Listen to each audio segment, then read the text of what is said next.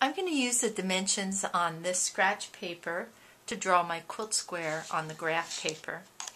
I noticed that the dimensions are 6 inches by 6 inches.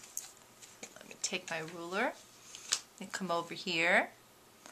I'm going to line it up, make a hash mark where 6 inch by 6 inches is, or 6-inch line, and then I'm going to draw my line.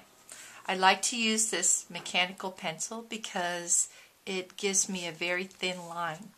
I'm not sure if you're going to be able to see these lines very well, so what I've done is I've used marker to draw a 6-inch square.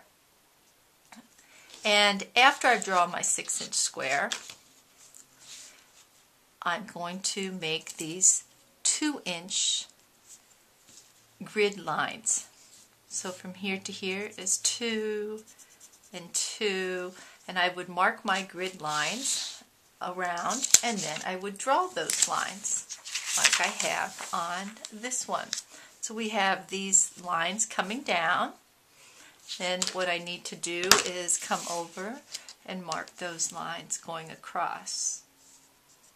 When you have a ruler like this, it makes it really easy because I can get right on top of these lines and over the blue lines and see where those marks are. So I've gone and I've done that with the marker. The last thing that I need to do is I need to draw these diagonal lines. So I'm going to take my ruler and I'm going to try to talk to you while I draw this. When I draw these lines, there's no blue line to follow. I really want to make sure that I'm coming right at the intersection here and right at the intersection here to get that line nice and straight.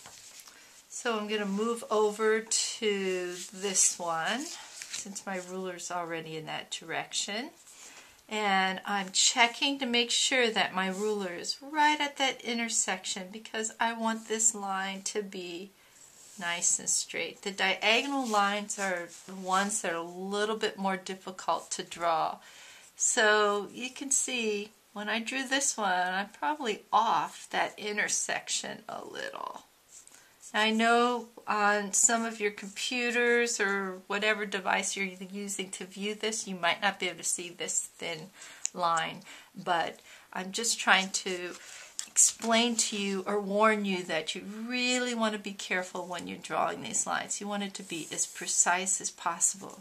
So since this one's off, I would probably erase it out and start over again.